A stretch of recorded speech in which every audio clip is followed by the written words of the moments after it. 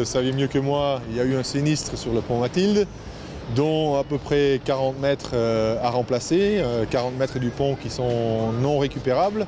Ça commence par les études d'abord, il faut refaire quand même les études pour être sûr que de ce qu'on est en train de fabriquer est quand même conforme aux normes et aux exigences.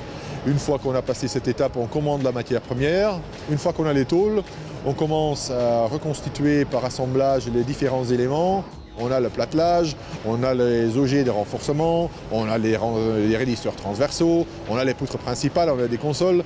Tous ces éléments doivent être fabriqués dans nos ateliers dans des halls séparés, c'est-à-dire ce sont tous des systèmes parallèles, pour enfin les reconstituer et la transformer en une grande pièce de 40 mètres de longueur, plus que 25 mètres de large et quand même 4 mètres de haut. Alors c'est quand même une pièce considérable qui va être complètement achevée ici dans nos usines près du bord de l'eau, par laquelle on pourrait ensuite facilement expédier par voie maritime.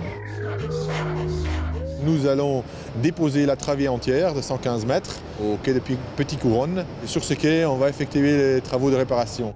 Aujourd'hui, on est calé sur une dépose à la fin du mois de février, probablement le 20 février, sauf conditions exceptionnelles. Une amenée au cours du week-end de la travée à Petit-Couronne. Et donc tout début mars, début des travaux sur la travée. Une arrivée de l'élément neuf au mois d'avril, une repose de la travée au cours du mois de juin pour pouvoir ensuite terminer les travaux.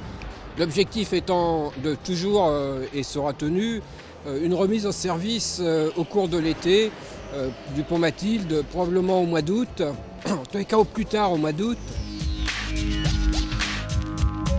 On a un autre projet aussi pas très loin, enfin pas mal de projets, mais entre autres un projet tout près, Barentin, qui est aussi dans la région rouennaise. Ça cumulé effectivement avec la pression délai pour le pont Mathilde, que tout le monde attend bien évidemment pour des raisons évidentes.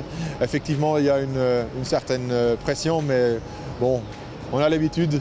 Et on est très confiant de pouvoir satisfaire tout le monde, non seulement de façon qualitative, mais aussi point de vue de délai.